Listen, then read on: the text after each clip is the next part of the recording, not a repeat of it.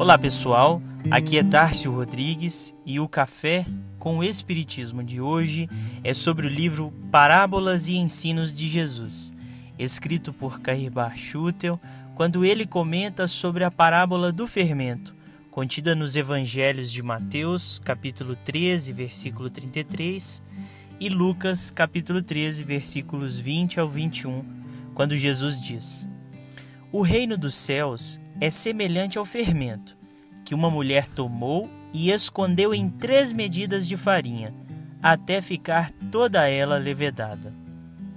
E Cairbar vai comentar que não há ninguém que ignore o processo da panificação.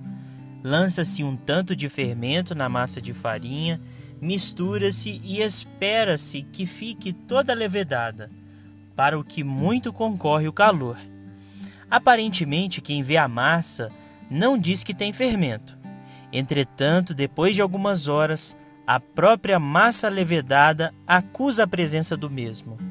Assim é o reino dos céus. O homem não pode transformar de simples e ignorante em elevado e sábio de um momento para o outro. Como o levedo não transforma a farinha na mesma hora em que nela é posto. Aos poucos, à medida que ouve a voz dos profetas, a palavra dos emissários do alto, a inteligência do homem se vai esclarecendo e o seu espírito se transforma. Ele assimila o reino dos céus, que à prima face lhe parecia um enigma, mas depois se lhe apresentou positivo, racional, lógico. Quem diria que uma só medida de fermento em 3 medidas de farinha leveda a mesma? Preciso, porém, lembrar que o calor, não só a farinha para o pão, como também no homem, para a transformação de espíritos, é indispensável. E este calor pode traduzir-se na atividade que empregamos para o progresso que somos chamados a conquistar.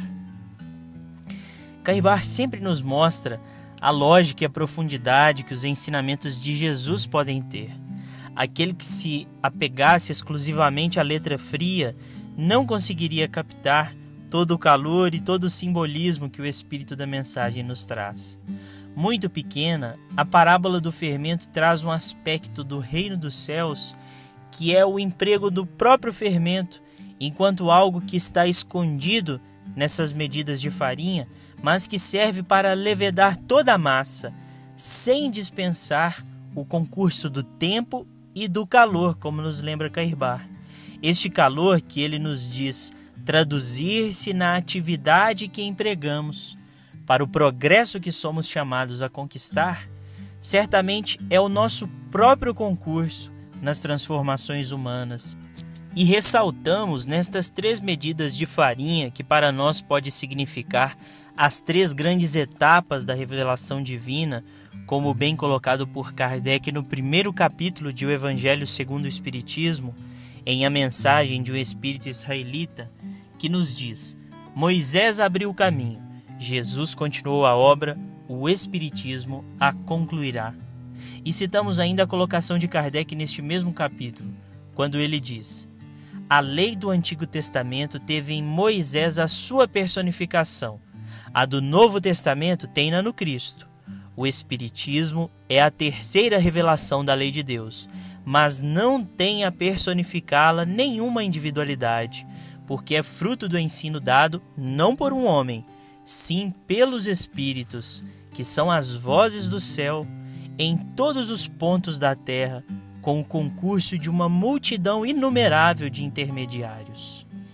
Observe um tanto que o comentário de Kardec e a interpretação de Cairbar convergem para o mesmo entendimento, pois que nos nossos tempos, regidos pela 3ª revelação, que é patrimônio de toda a humanidade, não cabe mais o concurso ou o calor, como frisa Cairbar, de uma só personalidade.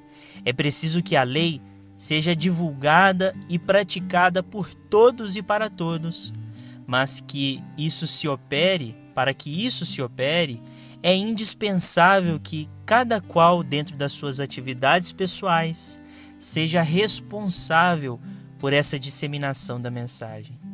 Por isso concluímos com a continuação da fala de Kardec neste primeiro capítulo do Evangelho segundo o Espiritismo quando ele nos diz: como em tudo, há pessoas que ficam para trás, até serem arrastadas pelo movimento geral, que as esmaga se tentarem resistir, em vez de o acompanharem.